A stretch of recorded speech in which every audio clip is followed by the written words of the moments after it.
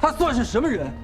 他费尽心思跑到我的面前，我给过他机会啊，如今是想要死在我的府上，徒增晦气。他不是想死吗？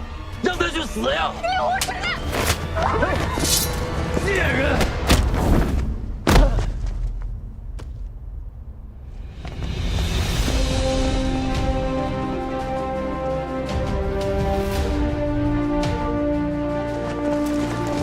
退下！争！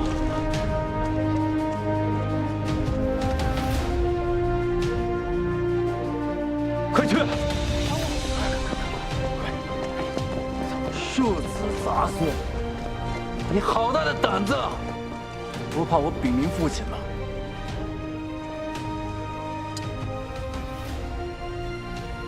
想要接人长短，得先清楚自己做过什么吧。二哥这么多年在护城寺是如何阅历的，我一清二楚。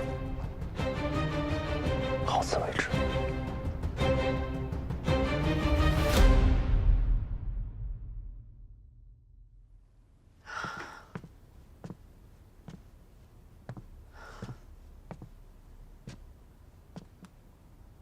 太医，他怎么样啊？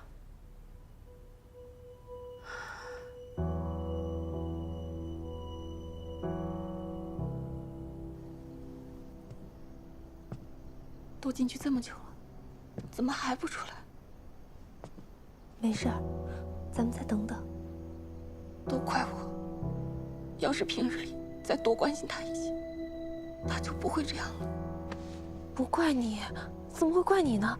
千错万错，都是尹宗的错。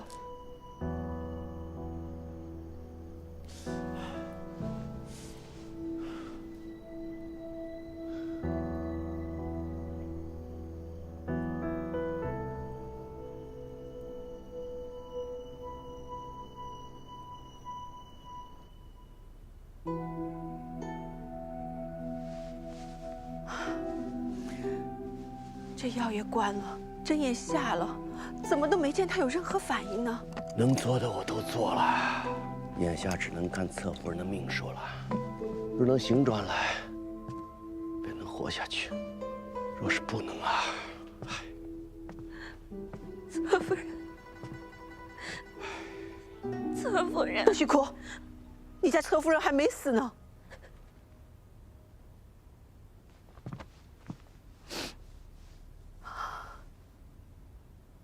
郝家，你给我听着，今天你必须给我醒过来，否则等你孩子长大了之后，我就告诉他，你是自愿嫁给他爹做侧夫人的。你生下他之后，你就跟野男人跑了，不要他了。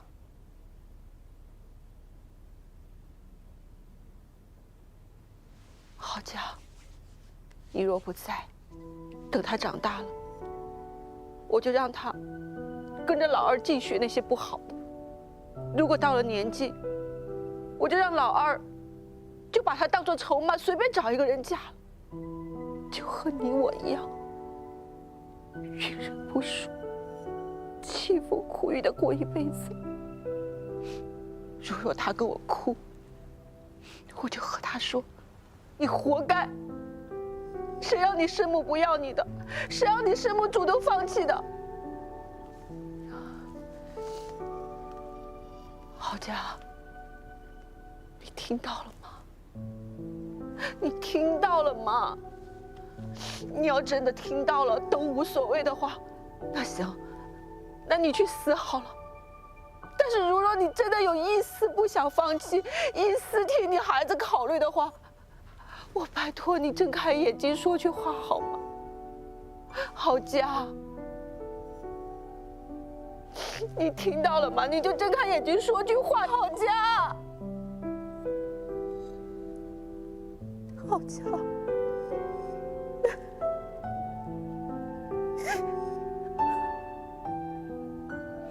夫人，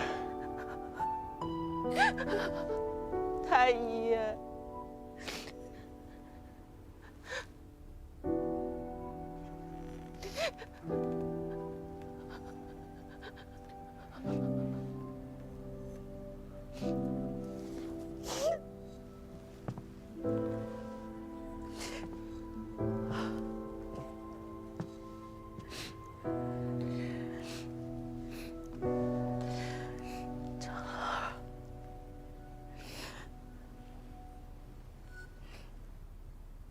你怎么只会这一招啊？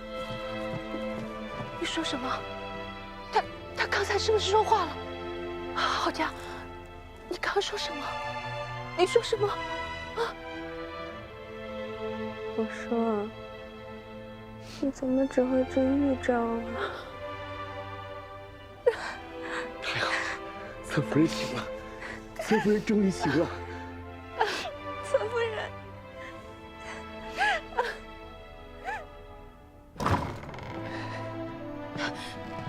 哎，太医怎么样了？诸位请放心，侧夫人醒了，眼下性命无虞。哎呀，太好了。父王多救一场啊！那我们可以进去看看他吗？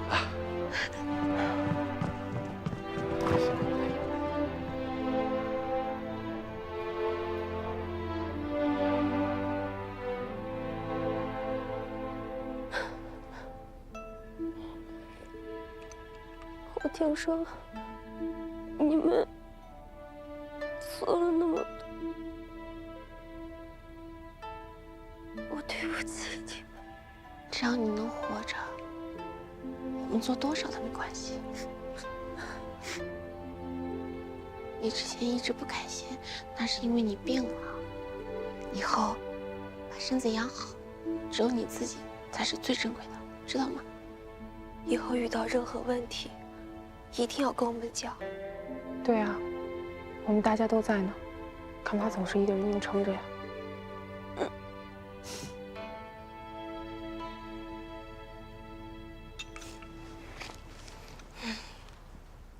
人活着就会有希望，人死了就什么都没有了。以后这种傻事儿不准再做。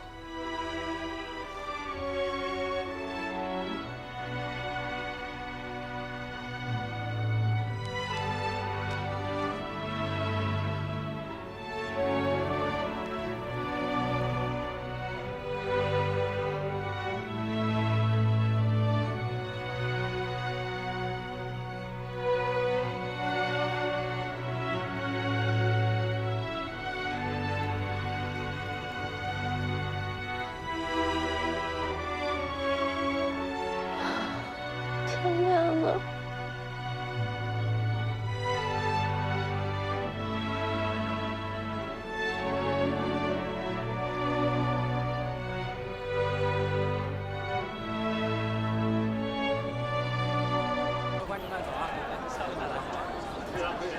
我家姐姐现在已经没事了，但是二少主是不会放过她的。我们不能让她再在那个地方耗下去了。她如今下定决心要离开，我们要替她好好谋划谋划。老二巴不得要折磨郝家一辈子呢，也不可能写休书。这件事的关键就在于川夫人。按九川卓选的规矩，即便老二不肯，但是只要有川夫人一旨，郝家还是能出府的。只是我也想不到什么更好的办法能说服川夫人。唯有利害动人心，人想做成什么，总得舍弃什么。其实，宫里已经有人议论，郝家是个祸水。若以顾虑声誉为由，我想，川夫人是会考虑将郝家赶走的。只是这样一来，郝家的名声怕是不会好了。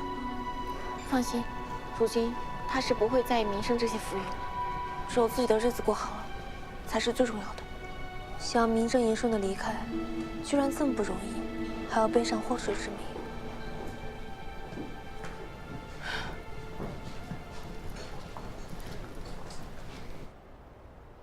方才在朝上有那么多人弹劾，姑都没罚你，你倒还敢在这里跟姑提及此事？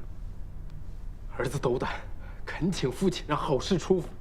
如果郝氏还在二哥府上，他会死的。父亲也不希望外人说是二哥逼死了郝氏吧？闭嘴！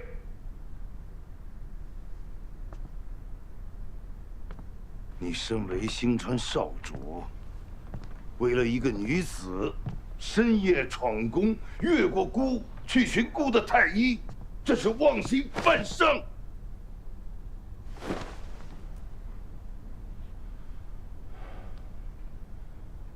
此等祸水，绝不能留了。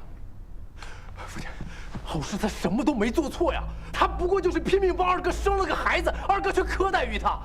父亲，儿子与他清清白白，日月可证，请父亲明鉴。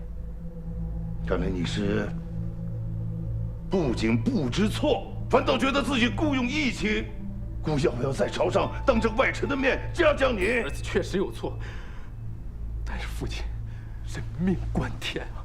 就算是再来一次，就算是换了旁人，儿子还是会这么做的。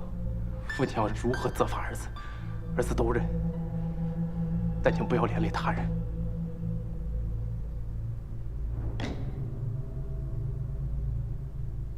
还是不知悔改。来人，在。将武少主拖到宫门口，鞭20，所有人都盯着，不许太医医治。是。谢父亲恩典。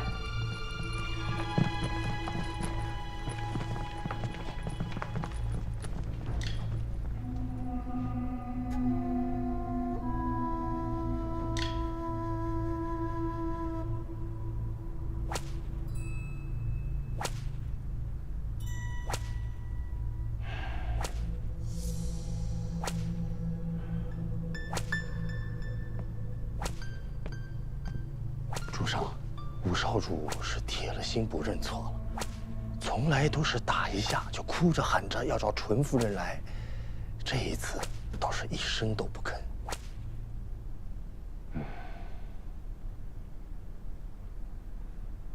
打完以后，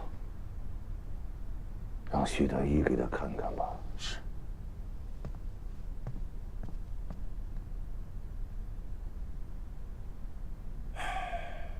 不争气的东西！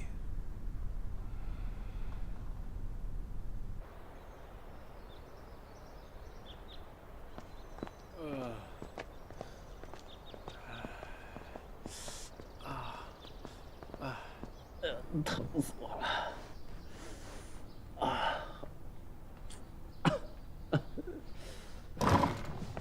尹奇，啊，怎么样了？来了，还疼不疼了？没事，这小伤一点都没事。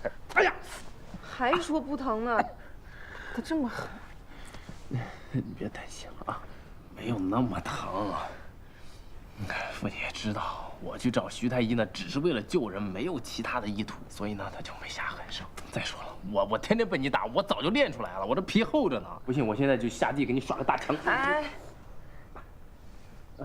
当初要是我闯进宫，你也就不会挨打。我能让别人打你吗？谁敢打你，我就一枪挑了他。就你打得过谁呀？到时候胳膊有脱臼。是，我是打不过，但谁敢欺负你，我就跟他玩命。我看他有几条命。怎么，心疼了？行，你要真心疼我，你就帮我上药吧。你帮我上药，我就不疼了。哎，尾椎骨下面。尾椎骨。哎呀！对不起，我错了，我以后再也不打你了。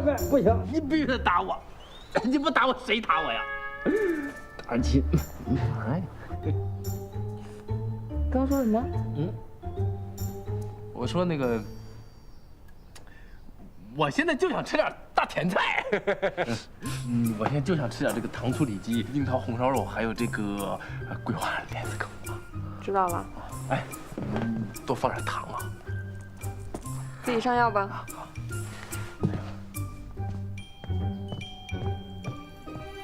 哎，受毒重啊！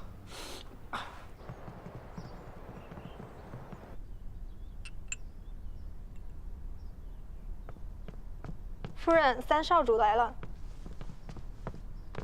母亲，老三，你今天怎么有空来看我啊？儿子一直想念母亲，这方才经过忠义殿，就进来看看。快坐。哎，你呀是孝顺的，不枉你母亲去世以后，我一直带着你。最近帮着嫡长主打理户政司，可还顺利？顺利，在二哥手底下干活，受益无穷。近日二哥新添一女，还要恭喜母亲又多了一可爱的小孙女。母亲有见过小孙女吗？最近啊，事儿多，还没顾得上去呢。我这也是，这户政司的事儿，还有家里生意的事儿，忙得团团转。但我这心里啊，一直念着我这小侄女，我就想着一定要百忙之中去看看。可却听闻了一奇事儿，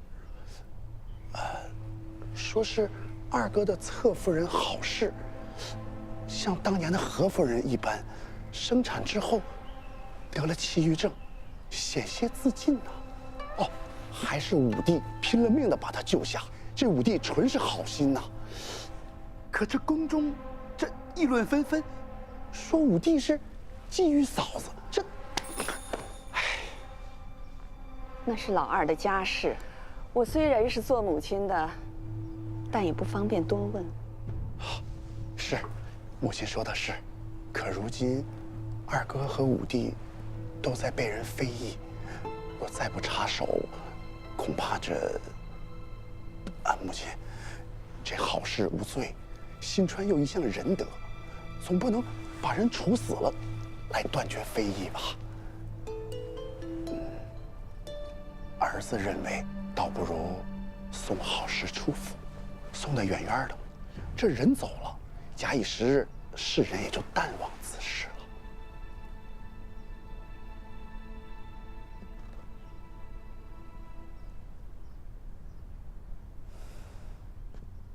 夫人，三少主，这是何夫人差人送过来的。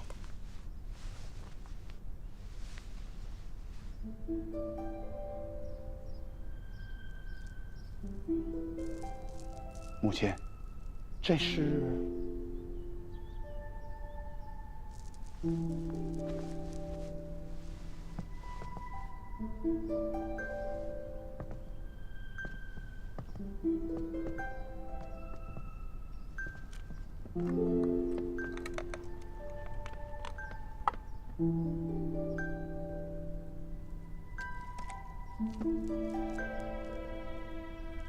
这簪子是他初入宫时我赏给他的。那个时候，我们还算是朋友。后来，他得到主上恩宠，又生了儿子，自此就生分了。都是过去的事儿了。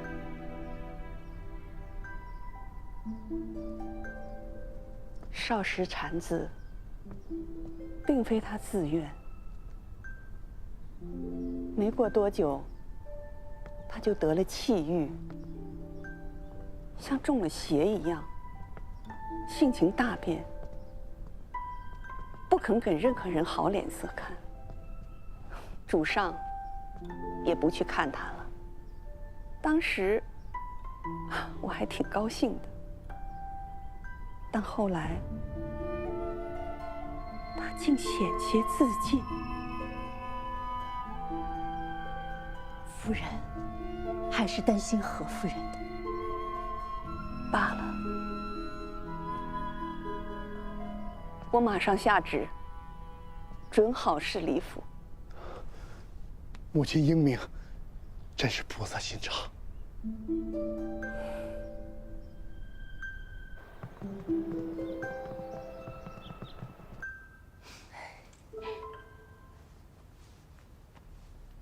多亏了三少主给纯夫人吹耳旁风，眼下旨已经下来了，准许你离开二少主府。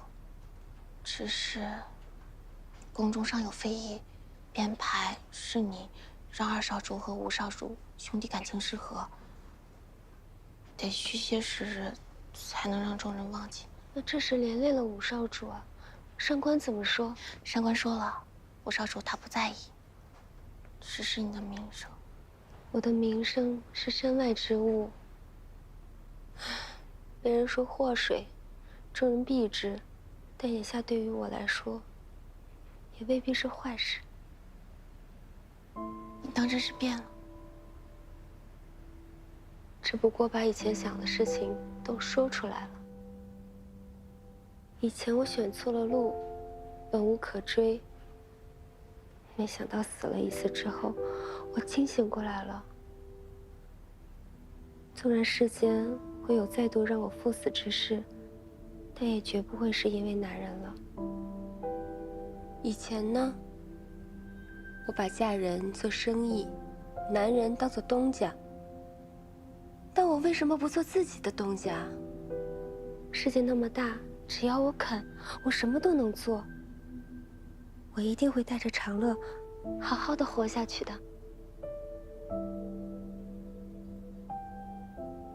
小薇，只是我不知道怎么谢你们。不用谢我们，要谢就谢你自己。谢谢你愿意重新选择。眼下只有一个问题了，就是我出去，怎么带着长乐一起出去啊？这个你放心，我们早就有计划了。走，我跪啊！跪下！儿子跪天跪地不跪凡人。我写。我掐指一算，三少主和夫人是为了二少主府上的事儿叫我来的吧？怎么，觉得我老婆子在骗人？可二少主侧夫人的孩子，她确实是个女儿啊！神婆消息灵通啊！可你要真是算得这么准，喜宴怎么会是在新川边境找到你的？你莫不是怕万一生的是个儿子，你断男女失了准，从此没有路走了吗？哎呀，我的三少主啊，我只不过是回家看看子女，有什么不得了的呀？是，就怕神婆想孩子，我们帮你把一家子都接到新川来了。看看这个，你儿子给你写的。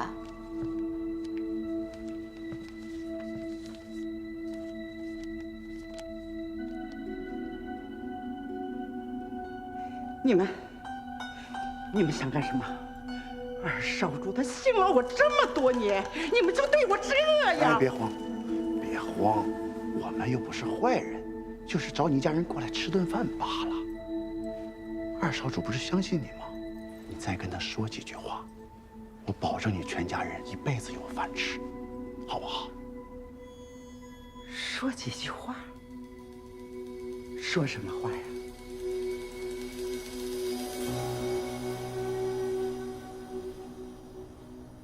这老六都查清楚了，这张神婆一家没有一个好东西，老的骗，小的欺男霸女，在乡间横行霸道。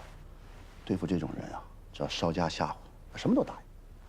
那之后怎么办啊？真的管他们一家后半辈子啊？我可没说管啊，就他们犯的罪状，够坐一辈子牢了。那不就是请他们吃一辈子牢饭吗？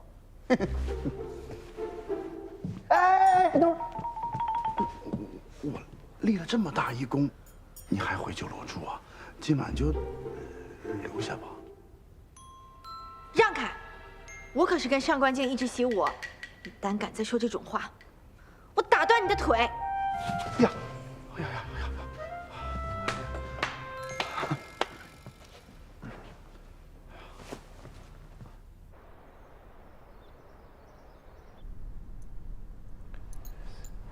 你说的可是真的？千真万确，张神婆亲口说的。算了八字，又亲眼看了孩子，说这孩子确实不小，继续养在府里，容易让对少主最重要的那位与您离心。罢了，反正打一开始我也不想要这个孩子。看到他，就会想到他娘那个疯样子，也没什么用，就不留了。是。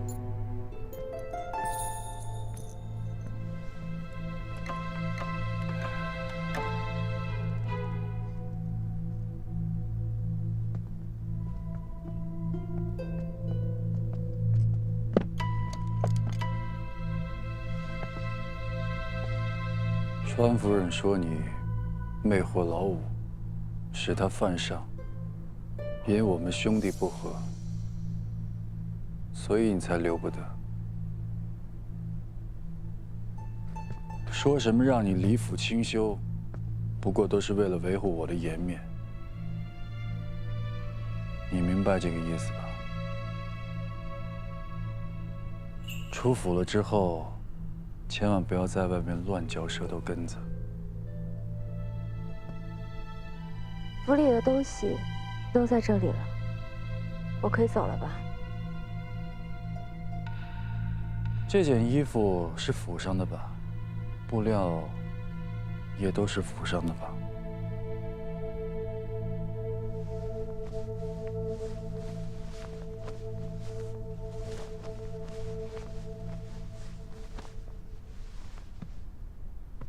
不慎传了少主所赠衣物，还请少主再请允许我把这身水衣穿出去。不行，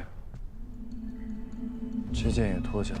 少主，脱下来。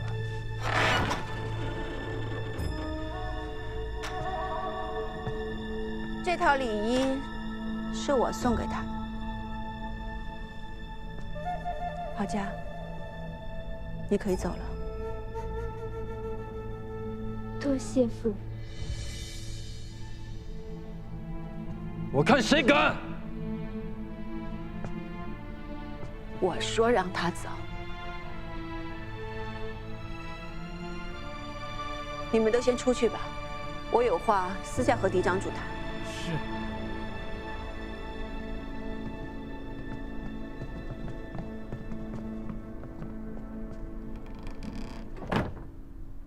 乔芳如，你好大的胆子，竟敢忤逆我！少主，我爹在代川长着20几座矿呢，偶尔忤逆一下丈夫，别人也会劝丈夫体谅的，不是吗？你一直不希望我能够怀上嫡长子，所以只能偷偷的在我的茶里面去放药。你数着黄历，等着自己继位之后，就想把我给休了。如今你我已经是名牌了，不如就这样相安无事的过下去吧。毕竟你也不能炸了我家的矿吧。所以还请少主和我一样，一日一日忍耐下去。你我就这样相看两生厌。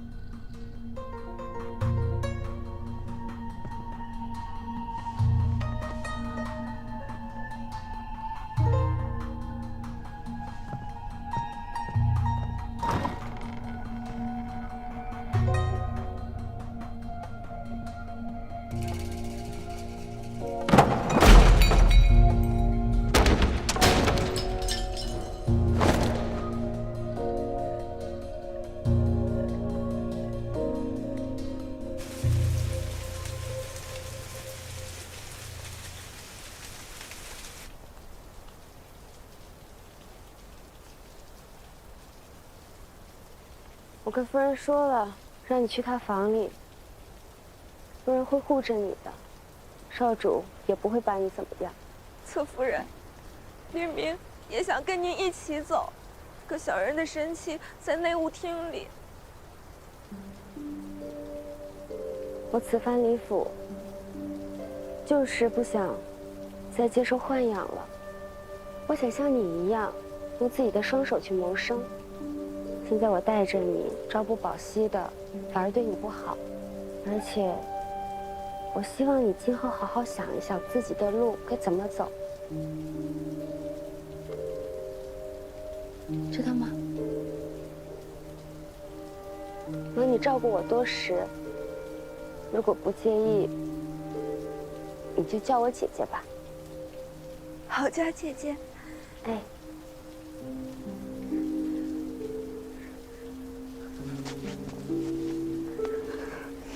姑娘既已让我叫你姐姐，便是平等待我。那明明，弟不能让姐姐赤足离开。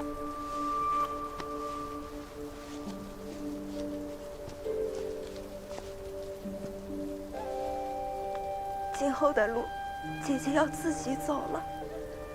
愿姐姐走得平顺，一路坦途。谢谢你，也希望你今生一切顺遂。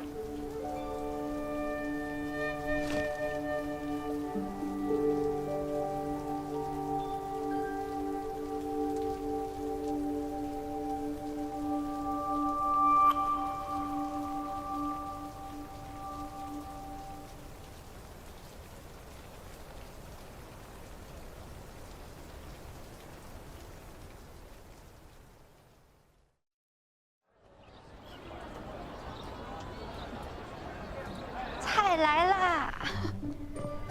来，好佳，你总算是出来了，你可得多吃点。这也太丰盛了。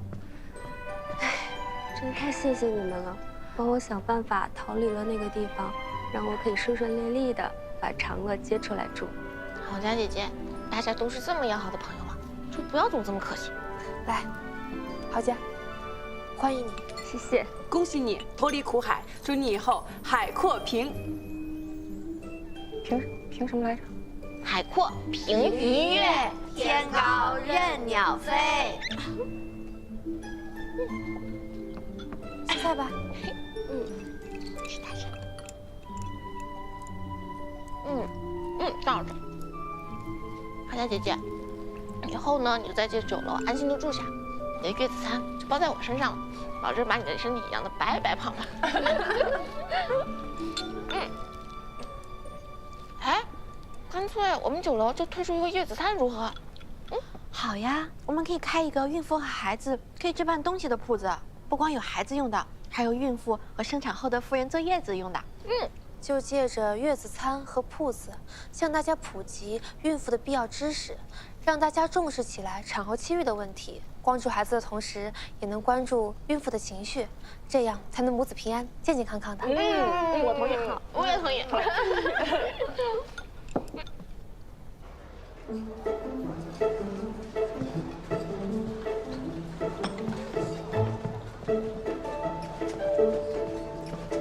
诸位，咱们今天说这个月子餐，咱们书接上回说到这个产妇气郁，其实呢，这个妇人产后气郁啊，是一种非常寻常的疾病，并不可怕，但也一定要给予足够的重视。所以说呢，咱们就要提到咱们这个月子餐了，是吧？为什么要提这月子餐呢？这月子餐有啥？你们怎么来了？这位是？这是我新找的画师。哦。哎，嫂嫂，3哥请画师是为了画一些图册，说明妇人生产的不易，然后配合说书先生讲述的内容发给大家的。真的？这还差不多。吃的怎么样？味道还习惯吧？多吃点啊，宝宝真可爱。这个角度，好。饼的味道怎么样？是清淡了点，但很有营养的。少吃一点会有厌恶。话痨板娘，谁是我夫人不知道啊？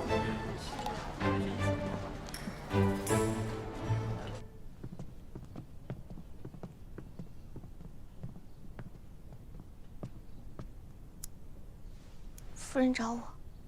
我听闻你们最近在酒楼和铺子，让人给大家讲产后气郁之事，可是真的？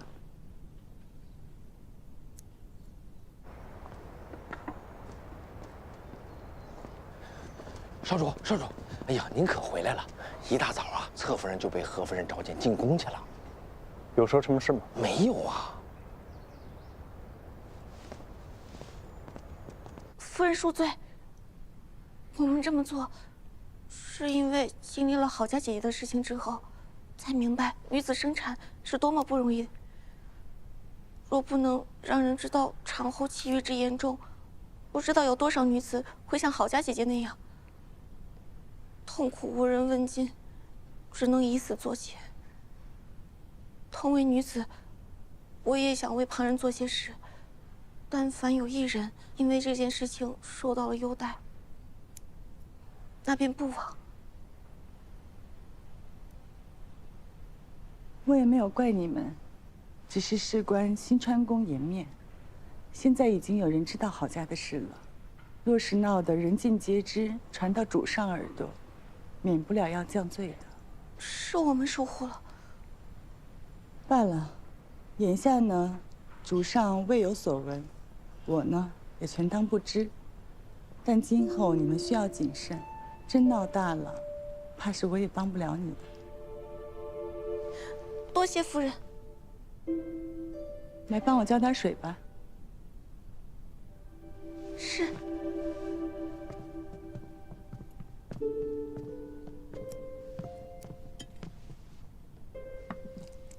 郝家怎么样了？好多了，多谢夫人关心。那就好。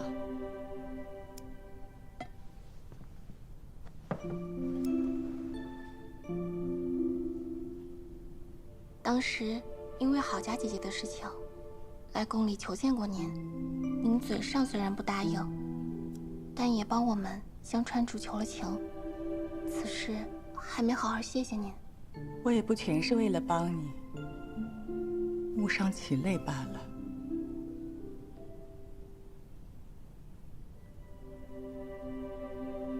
少主说，您生他的时候也有些气郁，不想见人，就连少主也。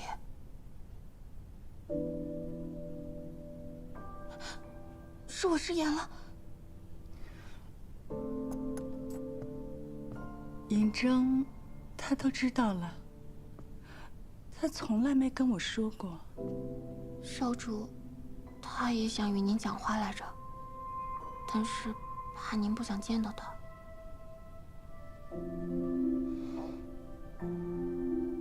是我很对不住他。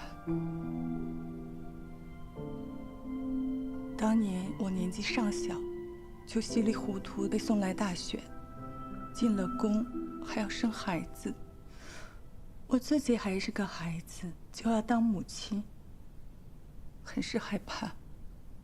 后来看到我辛辛苦苦生下来的孩子，跟我长得一点都不像，还整夜啼哭，弄得我无法入睡，整夜的熬，头发大把的掉，感觉自己一夜间就老了许多。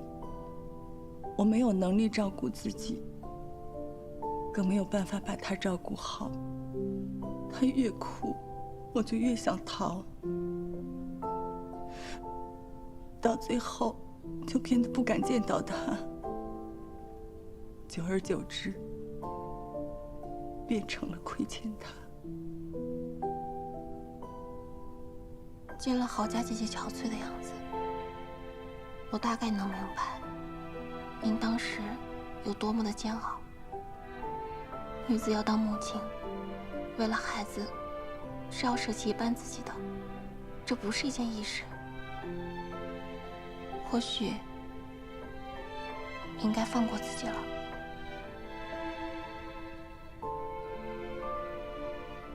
整个宫的人都说我凉薄，苛待老六，偏爱十一，不配做母亲。你却说我应该放过自己。我只是胡说，您只管一听。您当时无法亲自养育少主，不是错。但如今您要弥补的话，即使难以面对，也不应当是投报在另一个孩子身上啊。往事不可追，来日却还长。父母子女不应与往事痴缠，而忘了当下。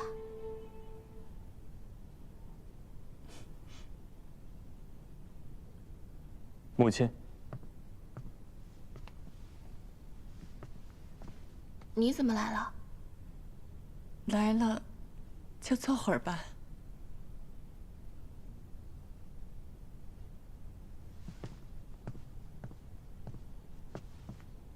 你们聊，我先出去。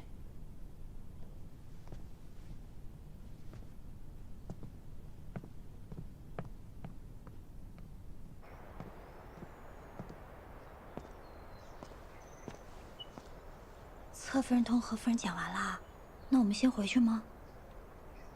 他同夫人讲完，肯定想与人说说话。我们等等他。小人觉得，少主为侧夫人做了许多，但其实一直都是侧夫人陪着少主的。他这个人呢，看着什么都理解，什么都不在乎，但其实是把事儿都藏心里了。有时候解决问题得快刀斩乱麻，想太多只会消耗自己。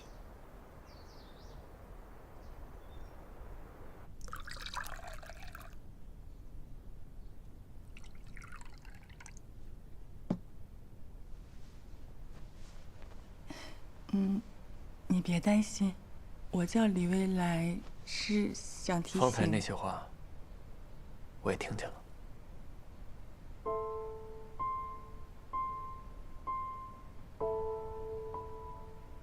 外人都说我不是一个好母亲，你一定也怨恨我吧？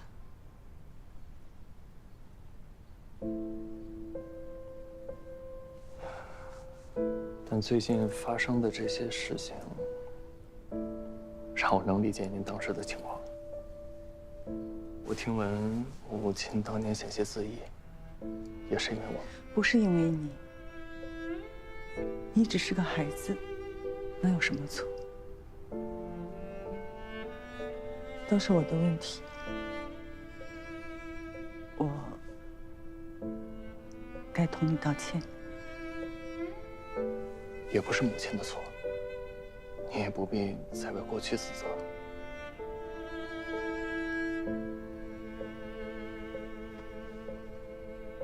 如今你长大了，我知道你是有抱负的。先前跟你说，不愿让你承担风险，带累小11，都是违心的。其实，自从生了小11，我才明白怎么做母亲，把对你的愧疚都加倍放在了他的身上。我很后悔，没有能陪伴你长大。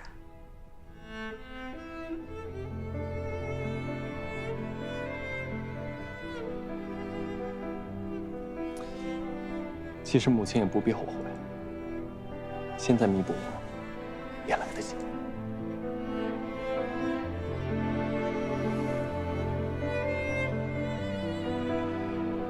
喝茶。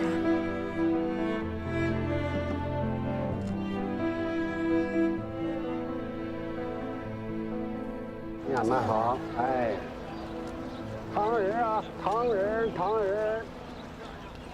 唐人，年少时对母亲心怀怨怼，没想到如今得到了一句抱歉。这么一想，已经很多年没跟他好好说过话。多谢。我也没做什么。你做的已经很多了。那我想要一个糖人。可以。姑娘看一下糖人。哎，谢谢。拿好。好，谢谢，谢谢。你要哪个？我要。这是劳。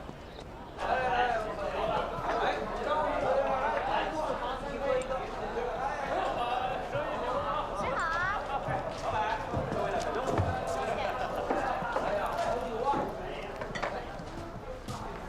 周掌柜。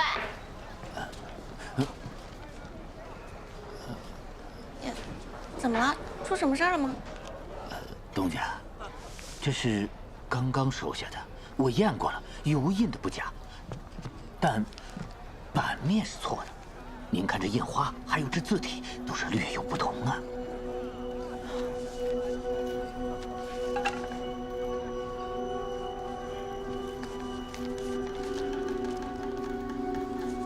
的确是假的。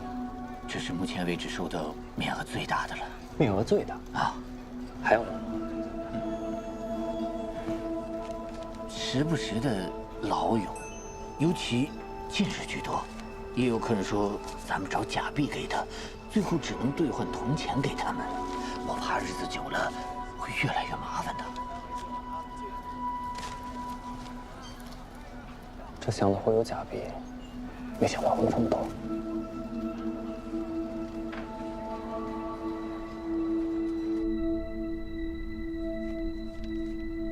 这是儿臣在集市上找到的假币，几乎可以乱真。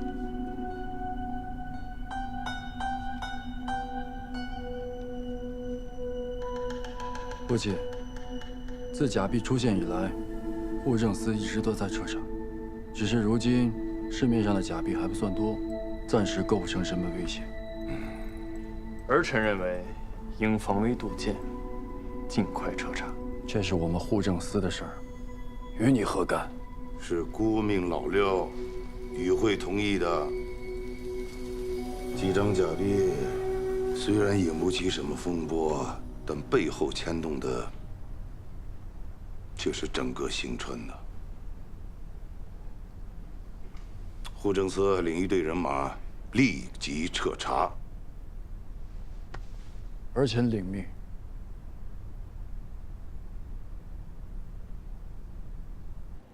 哎呀，这假币这事儿，实属不好查呀。老六，你可知道，手伸得太长，容易为人斩断。若不是真的印刷版外流，假币不会放到如此程度。方才我没有说你户政司疏于管理，致使药检外泄，已经是给足你面子了。三弟，要是我没有记错的话，户政司的印刷版是你的人在管吧？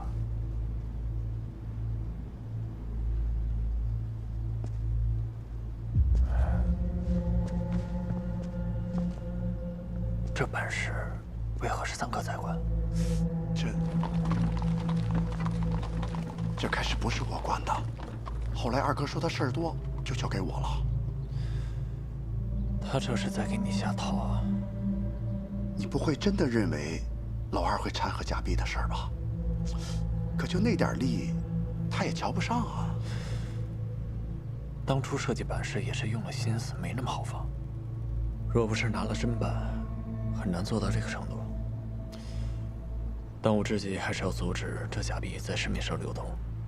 是。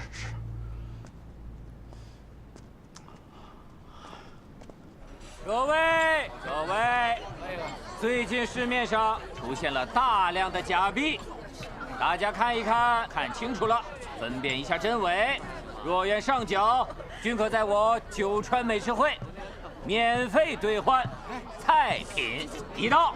真的假的？我就收了几张假币，都砸手里了。现在到处都不收假币了，搁在手里它就是废纸一张，还不如上缴了，换点吃的。周老板所言当真？当真呢？我是假币，我要兑换菜品。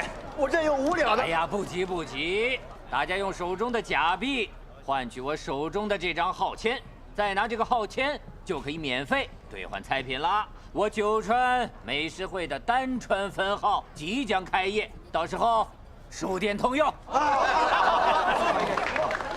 家还要记住，吃过之后呢，要对我们的菜。有了这等占便宜的好事，大家会更卖力地搜集假币，这样一来，就能尽快地将市面上的假币集齐。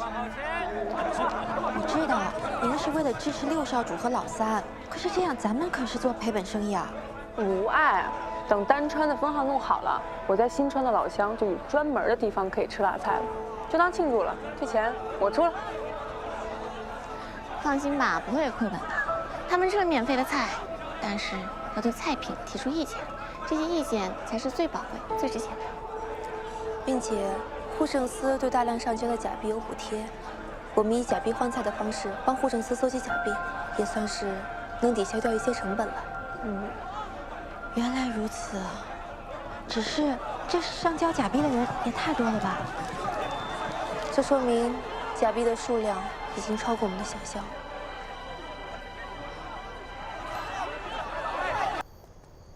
看看，这是这几日九川酒楼收上来的，这新币刚发行多久，这假币就这么多。我算是看出来了，这二哥根本就不想管这事儿。我想跟父亲说，让你来帮我。若你能劝说父亲同意，让我自然会尽力。这你说的，不许赖账啊！好，我这就进宫。哎，不用送我了。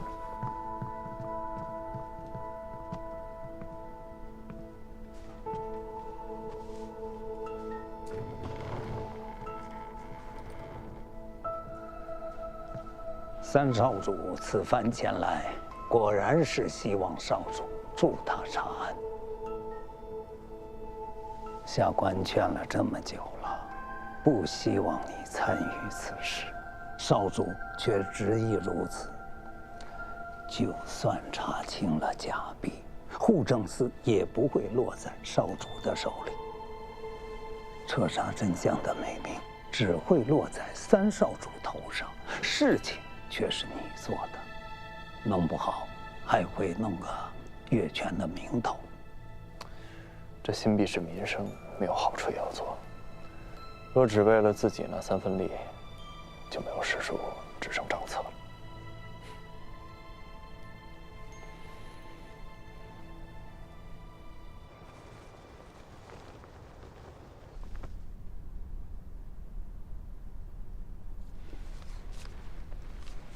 初五，尹征在集市抓了几个假币贩子，起初都不肯说，用了刑，全都招了。初八，他和老三端了2处公房，抓了几个制版的。初九就起了底了，他们都说认识一个走私贩子，叫陈曦的。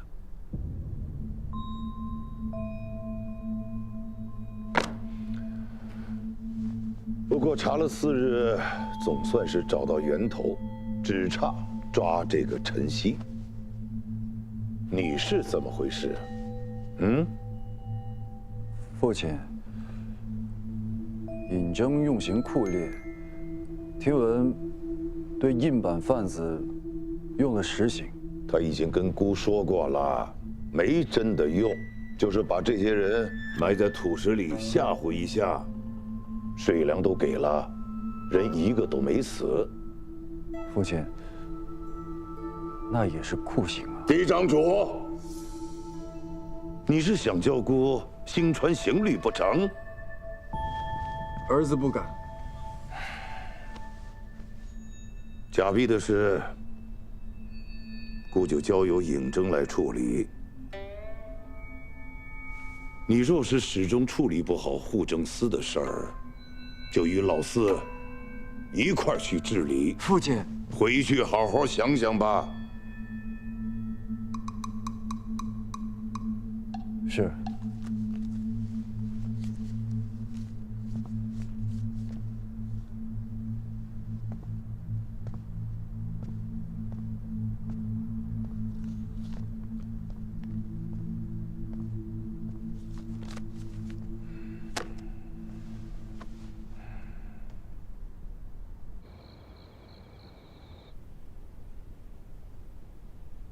接下来一定要抓住尹征的把柄。这件事情已经将刑狱司都牵扯进来了，你们治理司那边一定要盯得紧一点，一旦发现他有违律，立即处置。是。舅舅那边有消息了吗？哦，还没有消息。不过岳侯爷说，或许可以用一桩新的事，来掩盖眼下要紧的这一件。如今父亲可是不像从前那么信任我了，必须得想一个办法，否则会更麻烦。老四，你现在和我可是一条船上的人，你知道该怎么做的。二哥放心，我都明白。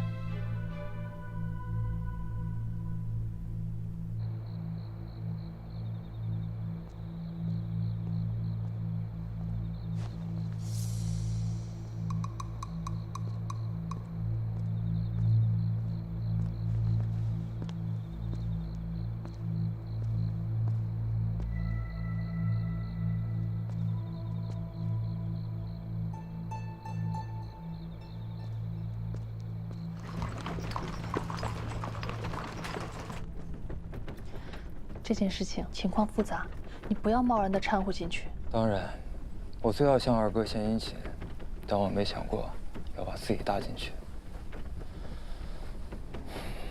假币这件事儿水太深了，我心里有数。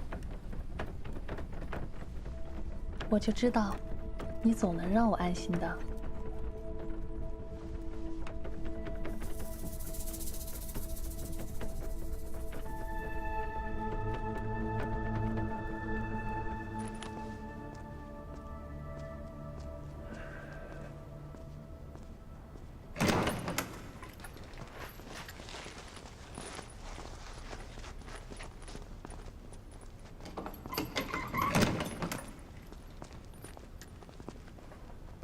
老四这次倒是敷衍啊，我以为他会有什么大动作，结果治理司就写了几封弹劾，说你用酷刑，再就没了。我这可算不上酷刑，他弹劾不了什么，放心。哎，你说你平时跟小绵羊似的，这回怎么这么狠啊？你是不是一直在压抑自己的兽性？哎，你这话说的，要不下回你来？不，你来。哎，他说什么了？都是晨曦的人。说他跑去代川了。代川？为什么会是代川？这代川背后牵扯什么人，你应该清楚。有点不太对劲儿啊。还有必要再查吗？要不算了吧。若是再牵扯出来别的什么人，怕是还是先把晨曦抓到再说吧。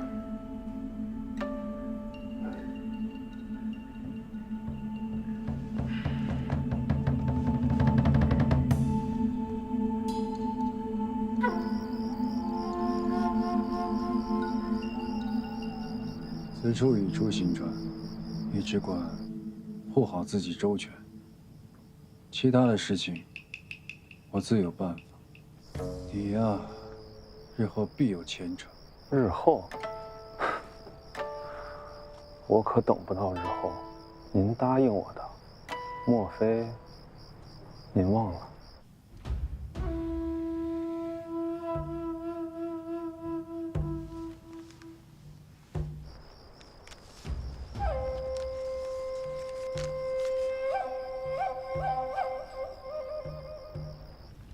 保重。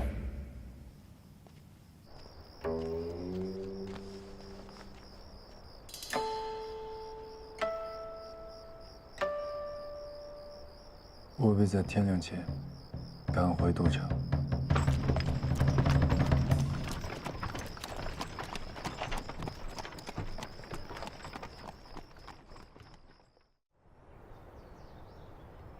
同安山发现的这处探脉，虽与代川交界，但不管是九川合盟中议定的，亦或是史书当中记载的，同安山都隶属我川。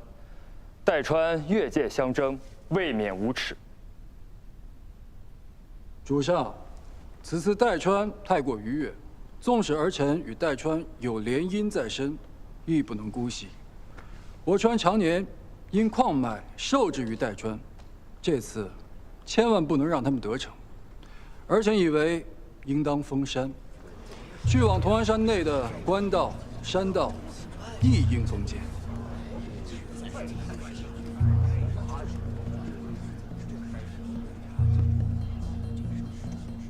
主上，同安山与三川交界，恐怕还需要六少主以九川事务司的名义告知两川。是。但主上，封路一事会涉及单川，还请主上明察。好了，同安山矿脉必不可失，先去将代川方向的官道封禁，其余的日后再议。但此次绝不能让外川添烟进战。是。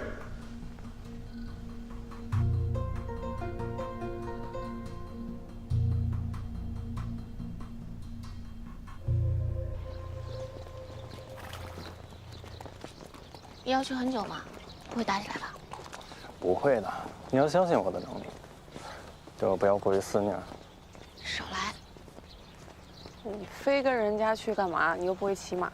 说什么呢？我好歹上过骑射课，我怎么不会骑了？再说这次呀，父亲让我跟着老六，就是去历练历练，说不定待我回来之时，父亲就给我指派一官职了。放心，他会骑，但是他晕马，骑时间长了就吐。哎呀，这吐一地上，马都害怕。晕，好，上，走了啊！哎，你上马的时候小心一点，你那个腿别夹太紧，但你那手勒紧点。哎，好了，别太担心了。谁担心他了？走了，走了，这样，拜拜。小心啊！路上小心啊！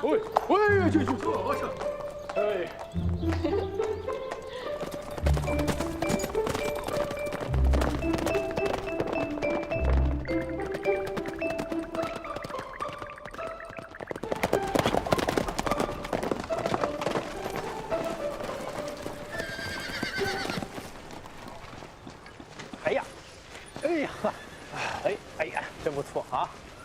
哎，我果然是一个驯马的天才啊！看多乖，这一路上，以后上班不能笑我。哎，对，老刘，你最近不是在帮三哥查这个假币的案子吗？你说这个时候二哥提议父亲让你来代川处理这件事情，是不是不太妙啊？连你都看出来了？什么叫连我都看出来了？我看起来很愚蠢吗？不过也好，可以查一查晨曦的下落。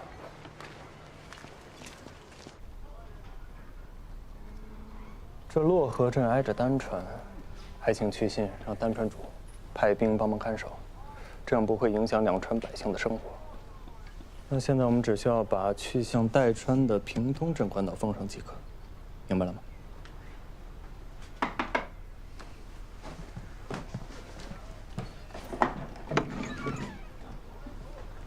哎，你不是丹川那个女官吗？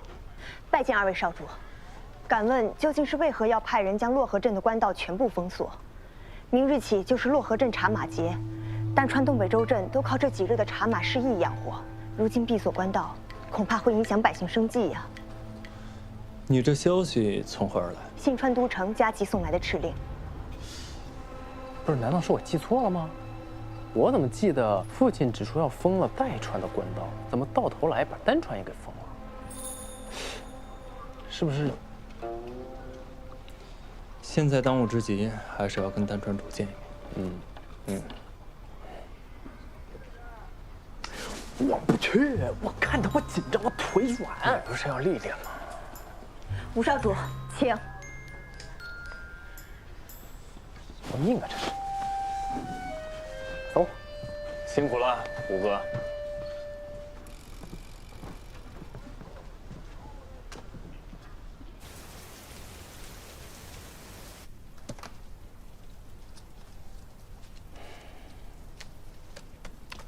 封路的公函已然发下去了，以老六的性子，会作何决断？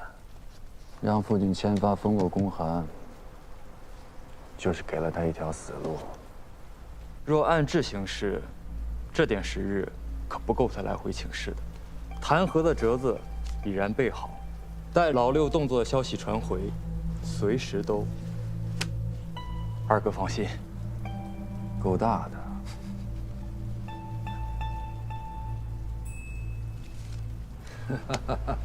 二哥这牌赢得漂亮。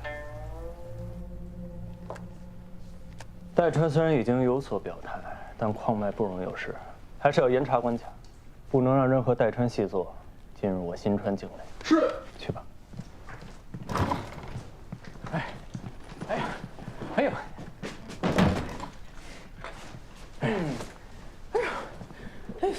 五哥，你这风尘仆仆，行色匆匆，看来事情解决了。丹川主怎么说？没见着，他正忙着呀，这个安抚几个商户呢。但他知道这个事情的严重性，马上就签发了公函，明确表示丹川会配合新川检视过往人员，以防有这个代川的人混进同安山。代川主那边呢？说是治理司盘错了心思，因为这同安山确实在史上和代川有过关系，这也是给自己一个台阶下。他们还指望咱们照顾他们的石炭生意，所以短时间内不会轻举妄动。你不知道，我这次去丹川，看到那些商户和百姓们都在谈论此事，我发现这个茶马节还是挺重要的。当然了，这茶马节是当地最重要的节日，两地百姓都指望着它糊口营生呢。你说现在再写信，寄回给父亲，让他收回成命，是不是来不及啊？这怎么办呀？所以我是，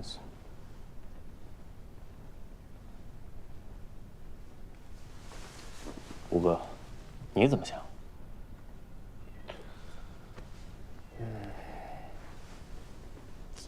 我觉得，将在外，君命有所不受。莫不如咱们先放开官道，然后再给父亲请罪，你看如何？你这不是爱屋及乌吧？老六，这是民生问题啊，什么爱屋及乌，这是大事儿，民生问题啊！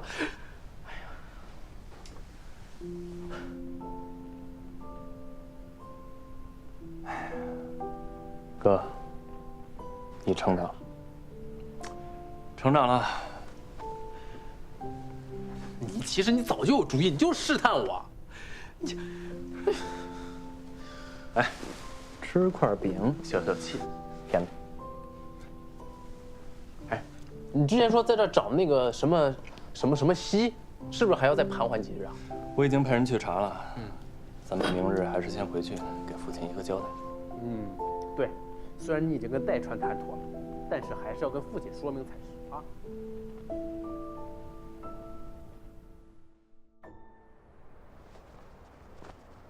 六少主递上请罪折子，说给丹川放行是为民生，可此举置本川利益于不顾，更是僭越独断，理应重罚。是啊，少主如此忤逆，实乃动摇新川之本啊！对呀，新川少主怎可偏袒外川？这个可少主也是为民生着想啊！哎，虽情有可原，但罪不可恕。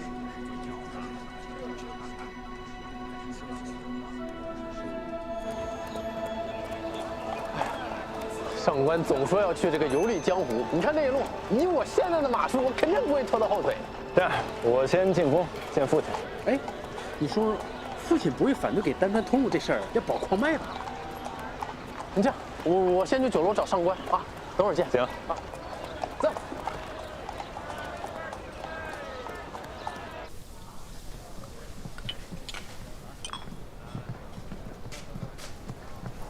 哎，老九。哎，五哥，你在这干嘛呢？我给郝家姐姐送点燕窝补补身子呀。就这个啊？我看。哎呦，哎，你这个东西靠谱吗？当然了，又不给你吃，哪来那么多问题？就是问问，你这东西要真不错，你也给我点儿。就那么一点，我特地给郝家姐姐准备的。哎，你不是刚从代川边境回来吗？你怎么不进宫，还跑酒楼来了？你最近来酒楼来的也太勤了吧？我勤吗？啊。有人天天在这儿，我不来这儿，我见不着人呢。我谁呀？不是，你该不会还对郝家姐姐有什么想法吧？你可别对不起五嫂。你胡说什么呢？你在这儿？那你总来酒楼干什么呀？别跟我说你是来看五嫂的，谁不知道你们两个感情不和？行，你看啊，你说让我别对不起上官静，又说我俩感情不和，合着什么话都让你说了。那你说郝家姐姐出府。宫里也有人传跟你有点关系，就算你不喜欢五嫂，但也是定下的姻缘了，你得收起那点花花肠子。谁跟你说我？不是你是哥，我是哥呀，你还在那儿，你在这儿长篇大论。行，你忙，我回去。我说这么好。哎，上官，上官，上官，哎呀，上官，哎，上官，五少主，新川主有请。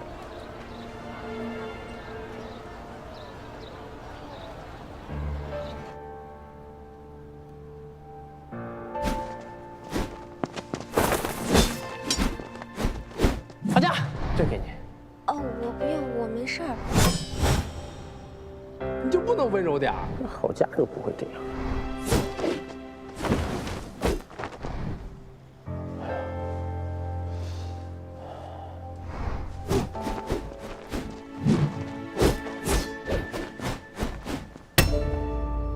郝家姐姐出府，宫里也有人传跟你有点关系，就算你不喜欢五嫂，但也是定下的姻缘了，你得收起那点花花肠子。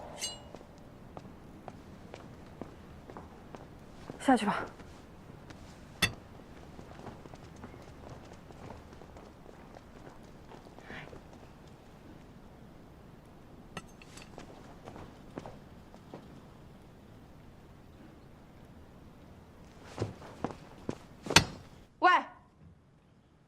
在里边？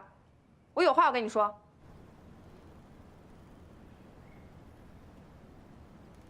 你今天跟老九说的话，我全部都听到了，我心里很在意。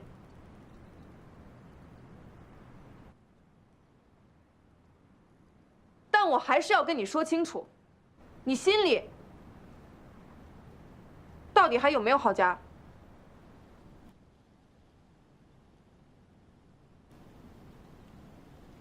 我跟你说话呢，尹奇，你听没听见？夫人，夫人，不好了！夫人，不好了！近日少主进宫问安，迟迟未归。方才小人去问，结果听说5少主跟6少主被扣下了。什么？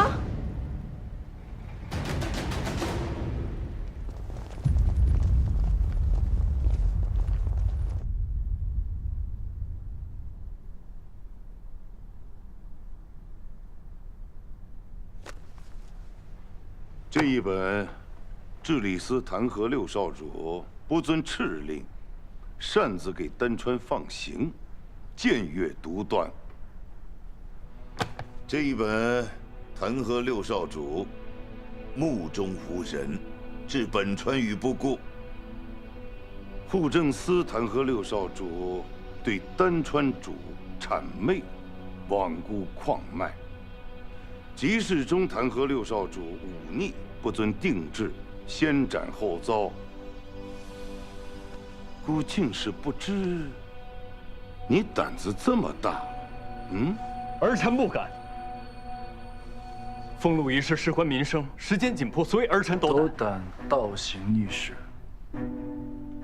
老六，你的请罪折子，姑都看过了。你要说此事是因为你一人所为，姑定然不信。老五这丹川女婿，就全然不知吗？五哥确实全然不知，他性子淡薄，甚少管事，你也知道。父亲，儿臣也以为此事绝非老五所能决断，外臣皆知，此事由老六负责。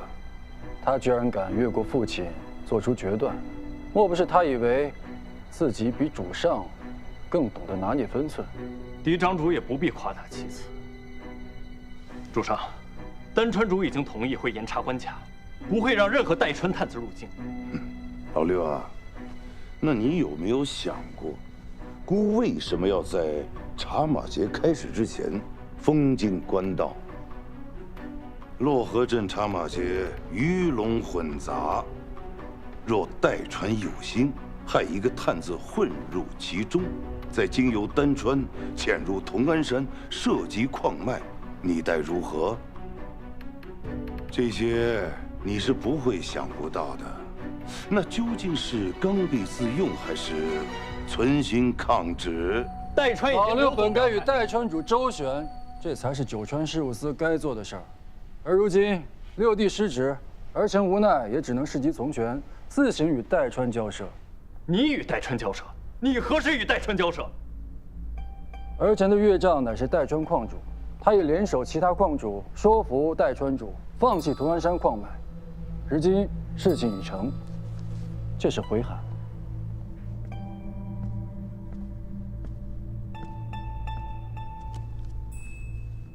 看来代川主早就已经想明白了，同安山是我川领地，他们不该觊觎。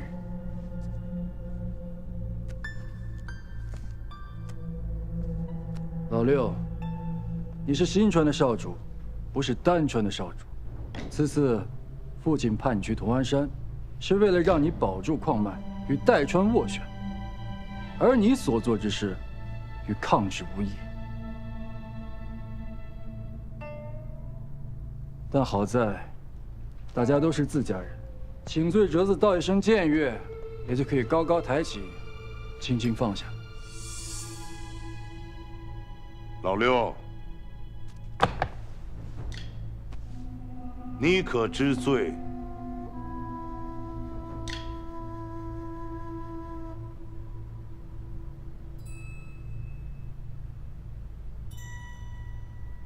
哼，僭越之罪，等撤职查办，罪责另行处置。明日起，你就不用去九川事务司应卯了。父亲，不可呀！父亲，老刘确实与代川多次交涉，而且2度撤职，众人会如何看待6少主？父亲，请父亲明鉴。其实，私撤丹川入境的是我，这跟你有什么关系？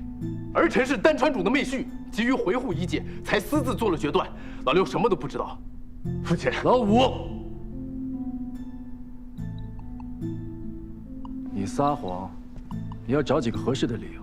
你们同去同安山，你听令于他，没有他的指令，你能决断？我怎么不能？没有给丹川通用的指令，我都敢放行，我还会怕老六不同意我吗？父亲，此事与5哥无关啊！父亲，此事确实是儿臣一人所为。如果你要罚，就罚我吧。父亲，老六什么都不知道啊！父亲，好了，来人，在，将5少主、6少主拖出去，杖20。关入监室。是。父亲，你要罚就罚我一个人吧，老六什么都不知道啊！父亲，父亲，老六真的不知道。父亲，父亲，父亲。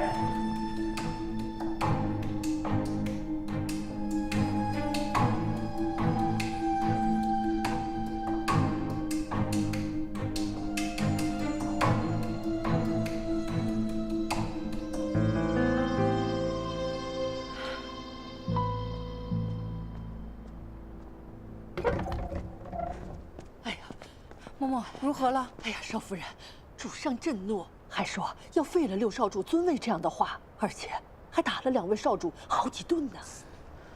他平日里就犯浑，新川主对他也没有什么指望，但这头一回打这么重啊！不行，我得找我姐姐给新川主写信。哎呀，少夫人，小的虽然不懂什么，但是也能看了几分眼色。我揣摩着，这眼下呀，还是让主上把气发出来的好，咱不急这一时啊。但我怕他犯小孩子脾气，他不肯认错呀。少夫人，你就别担心了。依我看，这打了倒是件好事，说明啊，这是主上在发泄。若是连气都不撒的话，那才是真的失望呢。这天色也不早了，你还是早点回去休息吧。你看你这眼圈都青了，回去吧啊。